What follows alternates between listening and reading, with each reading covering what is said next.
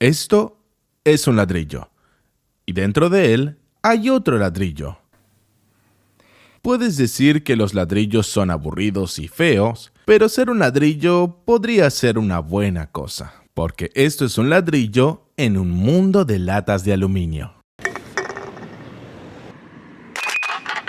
Hoy me gustaría contarles una historia de un coche inmortal, el Volvo Serie 200, y su corazón indestructible, el motor Red Block de Volvo. Iremos navegando sobre la marcha por la historia de Volvo y sus coches de los 70s y 80s. También analizaremos sus componentes y aprenderemos sobre el increíble legado de estas simples, pero no menos impresionantes máquinas. Nuestra historia empieza allá por el año 1961, cuando Volvo introdujo esto, el motor V18. Creado como sucesor del motor V16. Un motor que ya había conseguido una reputación de fiabilidad y de dureza, pero Volvo dijo "Ney, esto no es suficiente" o "Dejara rinte tillräckligt". Entonces agarraron un motor ya duro y decidieron hacerlo aún más duro. El V18 es importante para Volvo porque marca una transición de un cigüeñal de 3 cojinetes principales a un cigüeñal de 5 cojinetes principales. Pero Volvo no se detuvo ahí. De hecho, hicieron los cojinetes absolutamente gigantes. Su tamaño era parecido a los que hay en los motores de los camiones. En su momento, a Volvo le encantaba alardear de cómo sus cojinetes eran más grandes que los de un Ferrari V12, un motor sujeto a mucha más carga y estrés. Bien, el cigüeñal del V18 no se propulsa ni con una correa ni con una cadena. En cambio, se propulsa mediante engranajes. Uno de ellos estaba hecho de fibras con tal de reducir el ruido del motor. Se escogieron los engranajes ante las correas y cadenas porque, a diferencia de estas, los engranajes no pueden ni quebrarse ni estirarse. El bloque del motor estaba hecho de hierro fundido y, para asegurarse de que el bloque y la culata se expandieran de forma uniforme conforme el motor se calentaba, la culata también la hicieron de hierro fundido. Y no era un hierro cualquiera. Estaba hecho de hierro sueco. Según leyendas antiguas, este era el mejor hierro del mundo. Y hablando de hierro, seguramente sabrás el significado del logo de Volvo.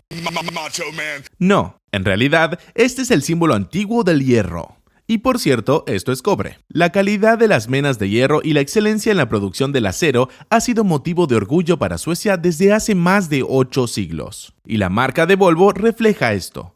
Básicamente, el V18 es el motor equivalente a una cámara acorazada. Se dice que una vez un propietario de un Volvo lanzó accidentalmente su Nokia 3310 en el motor V18 y el teléfono se partió. A lo que me refiero es que este motor se construyó para aguantar prácticamente cualquier cosa. En la versión inicial de carburación, el motor solo alcanzaba los 75 caballos. En aquellos tiempos, Road & Track lo nombró como el motor más sobredimensionado que hemos visto en muchos años. Bien, pues todo esto sucedió en unos tiempos donde no existía nada de CAD, simulación por computadora o diseño generativo o inteligencia artificial. El ingeniero de los 60s iba con su regla, su boli y algo de papel. Esto significa que los fabricantes no tenían las herramientas necesarias para poder ver fácilmente a partir de cuántas horas o ciclos de trabajo empezarían a fallar los componentes. Esto significa que la única forma de asegurarse que algo iba a funcionar el tiempo necesario se tenía que sobredimensionar e ir a la segura. Ahora, muchos fabricantes de la época sobredimensionaban sus productos para asegurarse que durasen, pero Volvo estaba en otra liga. Querían asegurarse casi al completo de que algo iba a durar. Después de diseñar y fabricar el V18, por alguna razón Volvo no confiaba de que su motor fuera realmente bueno. Así que decidieron verificar que su motor durara lo necesario, y la única forma de verificarlo era haciendo pruebas. Así que agarraron unos cuantos V18 y los hicieron funcionar durante 500 horas seguidas a gas a fondo y a plena carga. Eso es el equivalente a dar 2 vueltas completas al ecuador sin parar, yendo a 160 km por hora o 100 millas por hora con el gas a fondo. Ninguno de los motores fallaron la prueba, pero aún así, Volvo no estaba seguro de que fueran duraderos. Así que agarraron una vez más los motores, los instalaron en coches y mandaron a ingenieros, pilotos para que los condujeran por todo el mundo. Inglaterra, Alemania, Suecia, todo tipo de carreteras, todo tipo de condiciones. Se registraron miles de horas de pruebas de resistencia y se recorrieron casi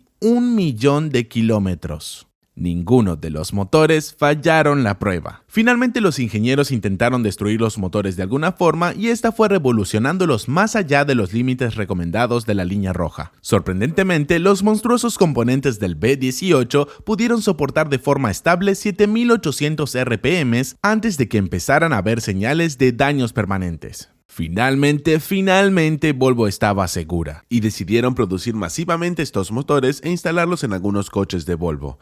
Probablemente el más conocido sea el P1800. También instalaron los mismos motores en vehículos anfibios y militares. Por supuesto, hicieron bien su trabajo. De hecho, algunos dicen que los motores sobrepasaron la vida de los propios vehículos militares. Cuando llevamos todo esto a cuentas, no es ninguna sorpresa que el P1800 con motor V18 del profesor de ciencias retirado Irv Gordon sea el propietario del récord Guinness del coche con más kilometraje certificado conducidos por el primer propietario de forma no comercial. El kilometraje, 4 millones de kilómetros en el momento del récord. Hoy, el coche tiene 5.2 millones de kilómetros y se sigue conduciendo. De hecho, Irv reconstruyó el motor al millón de kilómetros porque empezó a hacer algo de ruido, pero una vez volvió a abrir el motor, se vio que no hubiera hecho falta la reconstrucción. Irv compró el coche allá en 1966 a la edad de 26 años. Desafortunadamente, Irv falleció en 2018 a la edad de 77 años, y el coche le sobrepasó la vida y se sigue conduciendo y manteniendo en vida gracias al mecánico de Irv, Nino Gambino. Imagínate lo bueno que tiene que ser un coche sueco para que le guste a un mecánico italiano.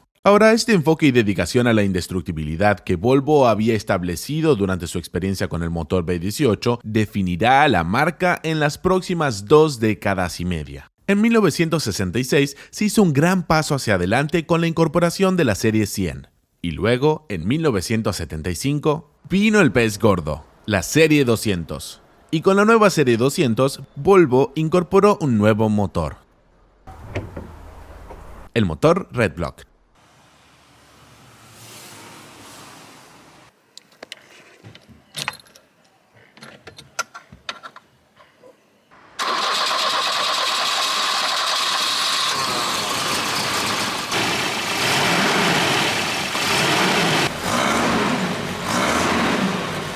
Bien, hay cierta confusión al determinar qué motores se consideran motores Redblock, y si le preguntas a cualquier entusiasta de Volvo te dirán que, si es un Volvo, si es tracción trasera y es gasolina 4 en línea, entonces es un Redblock. Ahora, los motores previos al V18 y al V20 normalmente no se consideran Redblocks, aún cumpliendo con estas características y teniendo el bloque pintado de rojo. Así que básicamente los Redblocks solo pueden ser motores a partir de la serie 200. El primer motor pintado de rojo considerado como Redblock fue el motor V21, y este V21 marca un salto gigantesco en cuanto a tecnología. Adiós al árbol de levas montado en el bloque del motor con varillas de empuje y hola al árbol de levas en cabeza. Los engranajes fueron reemplazados por una correa y la culata ahora era de aluminio, pero no te equivoques, el progreso no equivalió a fragilidad. Al menos no con Volvo del pasado, ya que las varillas y cigüeñal seguían siendo forjados y extremadamente duros, el bloque seguía siendo un buen macizo de hierro sueco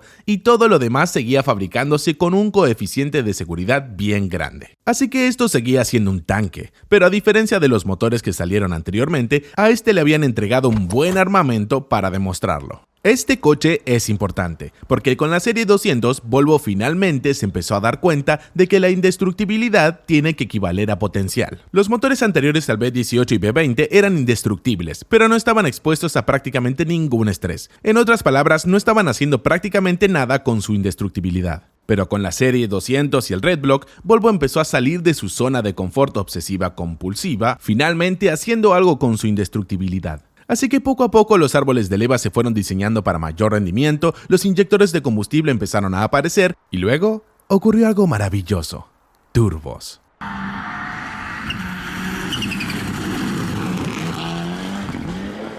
En 1983 obtuvimos algo que podríamos considerar la cumbre de los Redblocks, el motor turbo V23 que alimentó a la serie 700. Los turbocompresores ayudan a los motores a generar más potencia, pero también sobreestresan más al motor. Así que para asegurarse de que el motor pudiera soportar ese estrés, Volvo los hizo extra fuertes. Incluso aunque las versiones atmosféricas ya fueran más que suficientes para soportar el estrés de un turbo. Así que el motor turbo V23 obtuvo pistones forjados, bielas forjadas y un cigüeñal forjado. Y estas bielas se hicieron extra gruesas, ya sabes, con tal de asegurarse de que durasen. Pero la serie 200 no se quedó atrás. Obtuvo prácticamente el mismo motor, solo que con una cilindrada menor de 2.1 litros. Generaba 155 caballos y podía acelerar de 0 a 100 en tan solo 9 segundos. Esto no suena mucho con los estándares actuales, pero en ese entonces significaba que el coche conducido por tu profesor de matemáticas ahora era tan rápido como el C28 del paleto del pueblo o el 944 del chico rico. Y todo esto siendo más fiable, más práctico y mucho más discreto. Pero los números por sí solos no pudieron convencer al público de que los Volvos tenían potencial de rendimiento. Aún eran percibidos como coches sensibles, aburridos y seguros para gente sensible, aburrida y segura. Así que Volvo decidió que esa opinión iba a cambiar. Tomaron al 240 y lo modificaron para que el Red Block llegara a los 300 caballos. El motor Red Block seguía fresco como una rosa y ahí nació el ladrillo volador. Y luego en 1985, un coche con la aerodinámica de un muro apareció en los circuitos y ganó tanto el campeonato de turismos alemán como el europeo. Ya sabes, la DTM, el campeonato de turismos. En ese entonces, Volvo patentó un sistema para inyectar agua en el colector de admisión para reducir las posibilidades de detonación, tal como el método de inyección de agua que se ve en los coches de carreras de hoy en día. Entonces, el ladrillo volador procedió a ganar podios y ocupar los primeros lugares en eventos de rally y carreras de todo el mundo, desde Escocia y Portugal hasta Nueva Zelanda. Después de casi 20 años de producción, la era de los Serie 200 finalizó allá en el 1993. Hasta ese entonces, Volvo había fabricado y vendido mundialmente 2.8 millones de unidades, la mayoría de los cuales probablemente todavía en circulación, con sus partes originales, con cientos de miles de kilómetros en el odómetro. Fue tan buena que sobrevivió al coche que se diseñó supuestamente para reemplazarlo, la Serie 700. Quizás no será ostentoso ni la gente se girará a verlo, pero a cambio le ha entregado a sus propietarios más que cualquier otro coche. Simplicidad, mantenimiento fácil, fiabilidad, practicidad y confort. Y por supuesto, no nos olvidemos de la seguridad, porque Volvo extendió su obsesión por la indestructibilidad a beneficio de los propietarios y sus pasajeros. Las grandes zonas de deformación frontal incorporadas en el 240 fueron pioneras en la travesía hacia la seguridad pasiva en la industria del automóvil. De hecho, en 1976, la Administración de Seguridad en Autopistas de Estados Unidos compró 24 Volvos 240 para que sirvieran como el ideal de seguridad para cualquier automóvil futuro que se vendiera en los Estados Unidos. Básicamente, si un fabricante acudiera a la Administración de Seguridad en Autopistas y les preguntara ¿qué deberíamos hacer para que nuestros automóviles sean más seguros?, señalarían a Volvo y les dirían simplemente haz lo que hicieron estos tipos. Y durante los próximos 10 años, los Series 200 de Volvo seguirían siendo los automóviles más seguros de Estados Unidos, con el menor índice de mortalidad de todos los vehículos. Y estoy seguro de que eso es así porque solo lo conducen profesores de matemáticas y ya sabes, conducen un poco lento, pero no importa, entiendes la idea. El coche estaba muy bien hecho y era muy seguro. Ahora el legado de la Serie 200 y el motor Red Block siguen vivos y están salvaguardados por un grupo de personas que definitivamente no los asociarías con los Volvos allá en los años 70 y 80. Jóvenes entusiastas de los coches que buscan velocidad y adrenalina. Volvo fabricó millones de estos coches y motores, con lo que incluso hoy en día todavía son bastante abundantes, fáciles de encontrar y relativamente asequibles. Los motores se hicieron muy robustos, significando que pueden soportar mucho tuning y abuso. Los coches son de tracción trasera. Ahora bien, cuando se combina todo esto con el hecho de que hoy en día los turbocompresores ya no son productos genéricos de tecnología costosa de la era espacial, como sí que lo eran en los años 80, hace que estos sean bastante económicos y abundantes. Y otra cosa que abunda actualmente es la electrónica de gestión y control del motor. Así que cuando combinas lo que tenemos disponible hoy con lo que se hizo bien en el pasado, tienes todo lo que un entusiasta de los automóviles podría pedir. Y ahí lo tienes, un coche y un motor que fueron construidos para durar y que dejaron una huella permanente no solo en la industria automotriz global, sino también en los corazones de los propietarios y los entusiastas de todo el mundo. Como siempre, muchas gracias por llegar hasta aquí y nos vemos pronto con más contenido divertido y útil en el canal de Driving for Answers en español.